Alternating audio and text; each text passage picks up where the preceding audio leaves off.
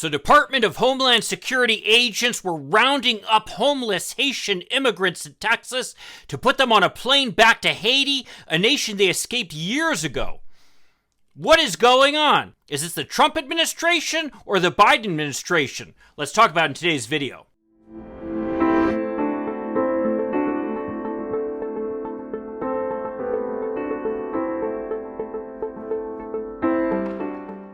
Hi, I'm Mike Greiner. I'm a lifelong Democratic activist who's concerned about the direction our country is taking.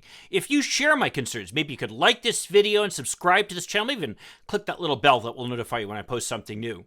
So the island nation of Haiti has struggled with one tragedy after another. Despite my loyalty to our party and our progressive causes, I, unlike many of the Trump cronies, am willing to criticize our leader when I think that he's gone off on the wrong direction. One example of that has to do with the treatment of some of the Haitian immigrants who were rounded up in Texas, put on an airplane back to Haiti. Many of these immigrants escaped years ago from Haiti, trying to escape the poverty and lawlessness that has reigned there. And actually, many of them first went to Chile, if you can believe it. But finding that they are unwelcome in Chile, they ended up migrating north to the promised land, the United States. What do they find here? Homelessness. And ultimately, law enforcement officials on horseback rounding them up to put them back on a plane to a nation many of them left years ago that continues to be mired in poverty and still dealing with the tragedy of earthquakes and hurricanes.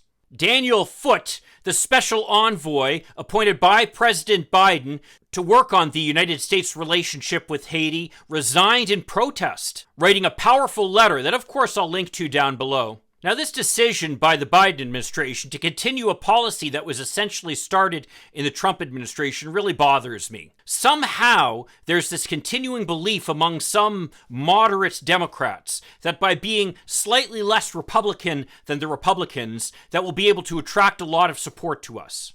The reality is that's never going to happen. The people who applaud Trump's abuse of immigrants are the same people who refuse to even recognize the fact that Puerto Rico is part of the United States.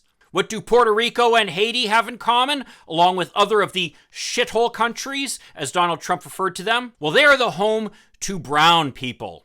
People whose skin does not match the ruling elite here in the United States. The anti-immigrant stance that so many of us have taken, saying that we don't want to accept people from south of the border, or from Africa, or from the Caribbean, or from Middle Eastern nations, is nothing less than pure racism. This argument that's made that they need to come over lawfully is hogwash. Especially during the Trump administration, it was made as difficult as possible for people to come over legally.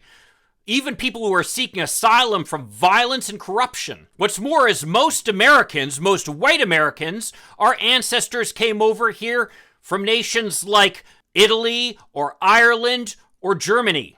Yes, many of these ancestors were discriminated against when we first came over, but we could blend in with the white majority at the time, within a generation or two, making us undifferentiated from anybody else. It's a whole different thing, obviously, when we start talking about people of color. On Fox News now, it's all the rage to talk about white replacement theory.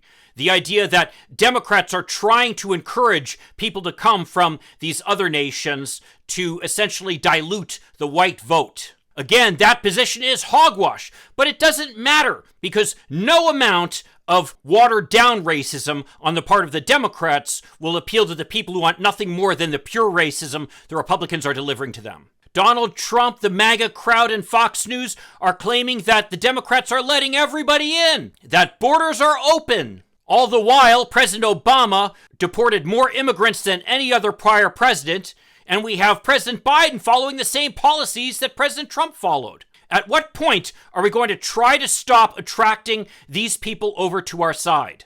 The people who are driven by racism are never going to come over to our side. Instead, what we need to do is focus on building up the support we have among our progressives and perhaps peeling away a couple percentage points among the white working class by doing things like supporting labor unions, like supporting higher wages, like supporting infrastructure and free education and free pre-K. Those kinds of pocketbook issues might actually be able to bring some of the white working class who have deserted the Democrats over race back into the fold. What's more is this policy is a betrayal of the history of the United States and what we are all about as a nation. I mean, who can forget the words on the bottom of the Statue of Liberty? It's time once again for the United States to start accepting the tired, the poor, and the huddled masses yearning to breathe free, the wretched refuse of your teeming shore. Because as it turns out, our willingness to welcome those people from Europe in the past is what ultimately made America the strong nation that it is. As I've pointed out in other videos, and I'll link to it up here, immigration is what makes our nation strong, and it's ultimately going to be what protects our economy and strengthens us into the future. If we cut that off to appeal to some kind of racist impulse, we will be cutting off our nose to spite our own faces. As Charles Blow pointed out in the New York Times, if we can't appease the Republicans no matter what we do, because we'll never be as racist as the Republicans are, why not take, and I quote, the moral path, the righteous path, and the ethical path? America was once described as a shining city on the hill. It's time once again for us to shine that light. Well, if you agree with me or disagree with me, I'd love to see your comments down below. And if you could leave a like and subscribe to this channel, that'd be a huge help. I'll see you in the next video. In the meantime, let's hope for continued progress. Thank you.